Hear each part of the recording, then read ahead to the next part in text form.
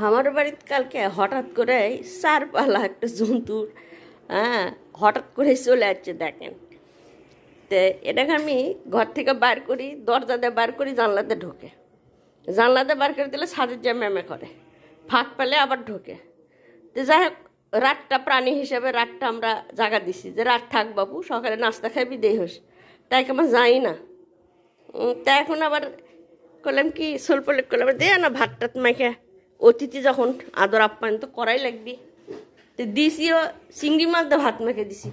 নবাবজাদার এই অবস্থা, চিংড়ি মাছগুলো বেছে বেছে খাসি দেখেন, খালি ভাত পরে আসে। ছোটোবেলায় জিনকে বিয়ের বাড়ির গোস্ত খাই পেট ভরাচ্ছিলাম, সিংকে উনিও আমার সাথে এগুলা করছে।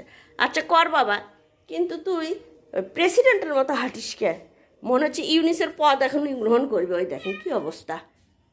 তো যাই হোক, বাচ্চাটা অনেক সুন্দর আছে, কিউট আছে। কমেন্টে একটু নাম বললে আমি ওর একটা নাম দিতে চাই। তা আপনাদের কি নাম পছন্দ হয় আমাকে জানাইন, ওই নামটাই রাখবো। আমার মাথার মধ্যে নাম ঘুরতিছে, কিন্তু আমি সিলেক্ট করতে পারতেছি না। আচ্ছা ঠিক আছে, ঘুরতিছে কিন্তু আমি সিলেক্ট করতে পারতেছি না। শুনেছে?